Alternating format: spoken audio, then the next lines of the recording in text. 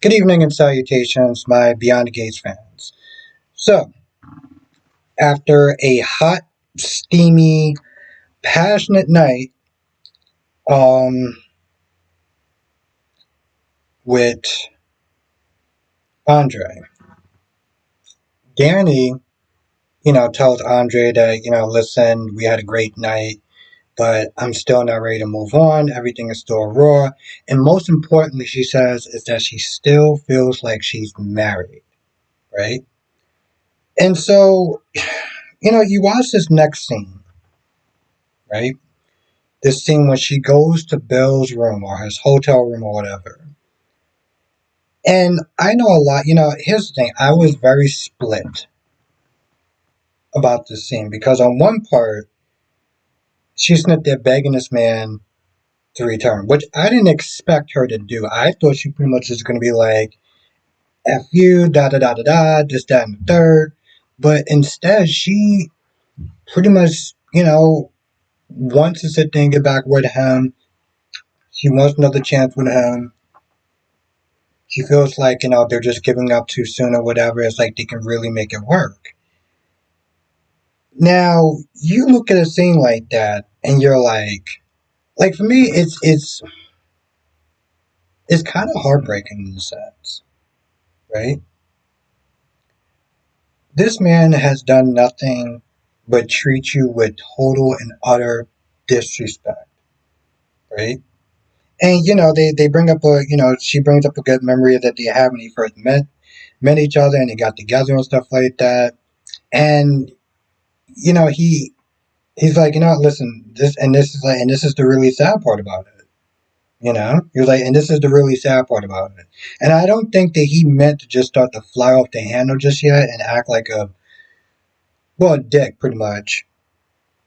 But I think he said this makes it sad because it's like, we had something good at one point before it eventually just, start to fall in love with you and things just didn't work out.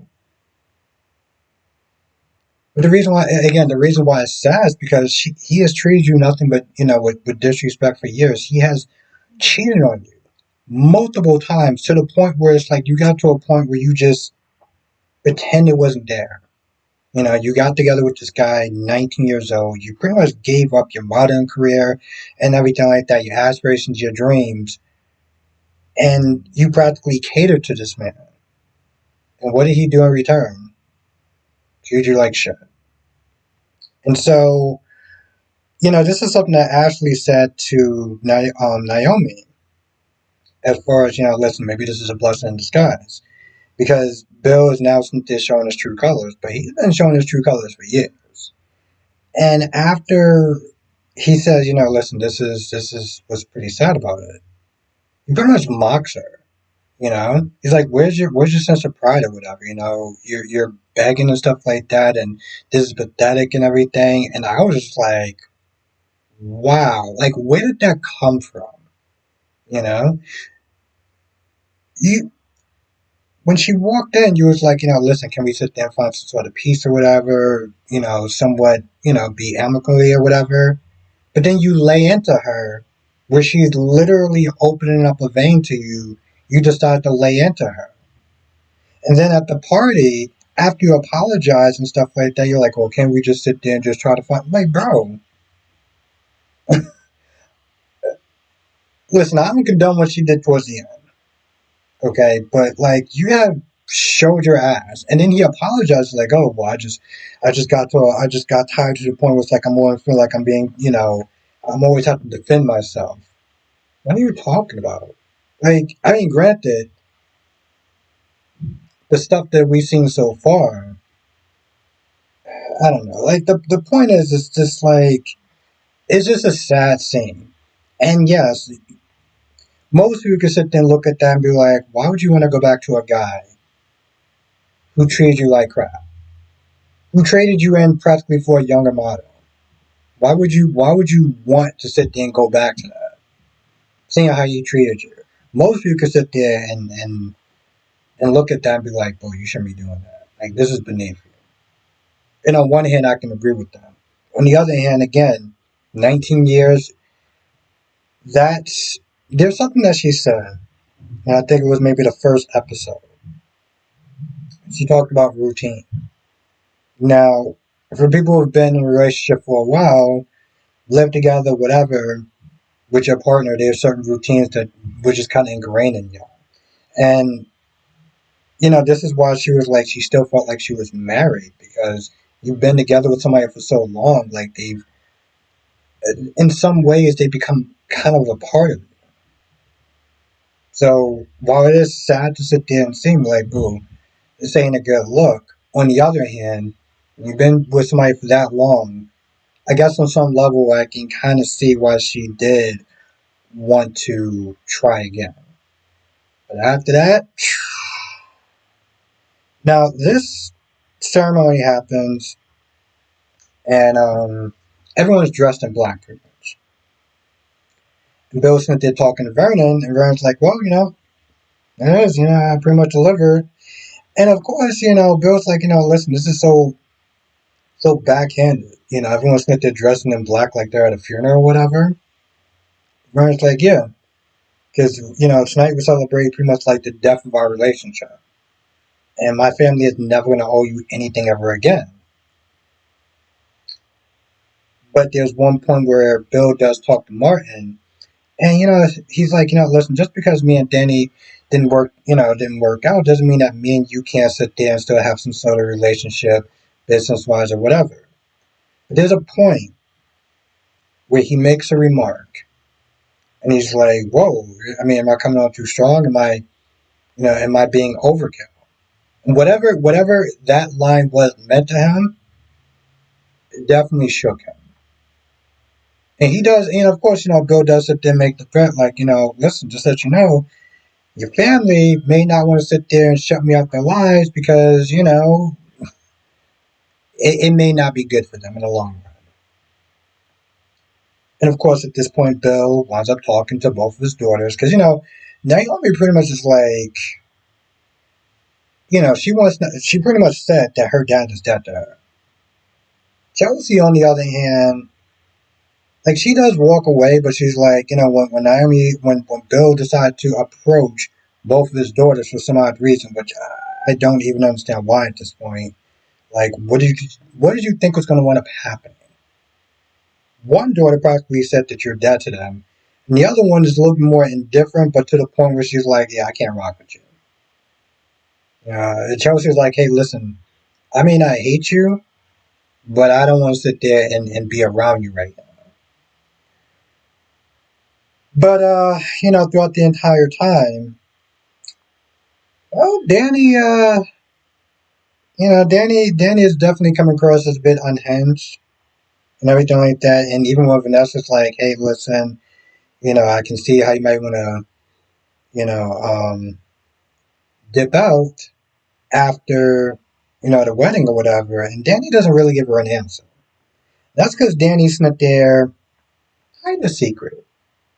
And his secret comes out in the form of a golden gun that she just whipped out and is about to sit there and either shoot Bill or Haley. And I'm like, man, I hope they don't kill off Haley. Oh my god, if they kill off Haley, I'm gonna lose my shit. If they kill off Haley, I'm gonna lose my goddamn shit. Oh my god, they better not kill that chick off. She was bad. Now, we do learn a little bit more about her. That she had a rough childhood. Her dad left, her mom resented her, you know. And in some ways, it's kind of sad that, when she had the wedding or whatever, she pretty much had to walk herself down the aisle. And as I'm sitting there as I'm watching this episode,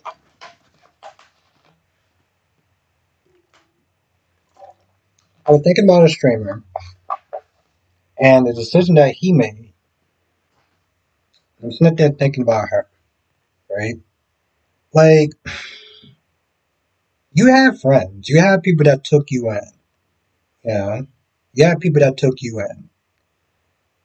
What you decide to do was you decide to trade friendship for an opportunity, right?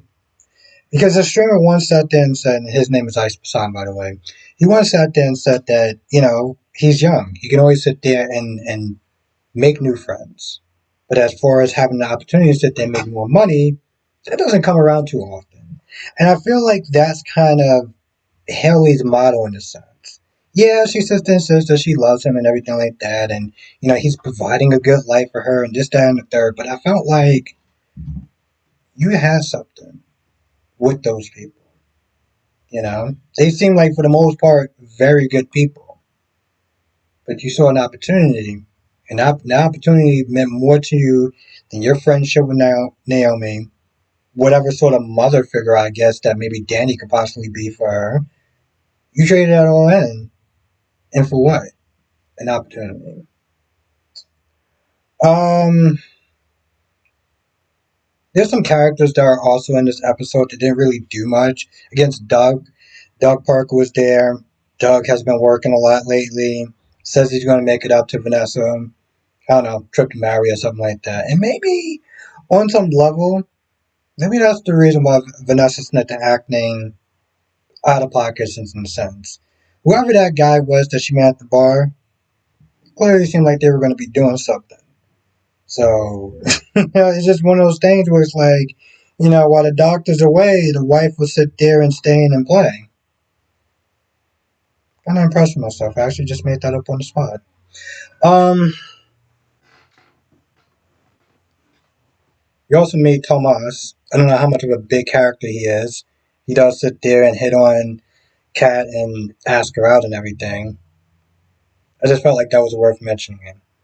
Also, in the beginning, okay, so here's the thing. Here's the thing, and this is before I even hit the record, and I took a break just to kind of just sit down and eat or whatever before I started doing this, right? I hope they don't get to a point where they become like General Hospital. So my gorgeous queen cat lady, she loves all her characters. The more characters, the better. And I mean the exact opposite of that. And I almost felt like in some senses, that's what they were kind of doing. I get it. This is the fifth day. They have to sit there and show everybody and kind of get their stuff established. But I'm just hoping at their point that they kind of slow down a little bit.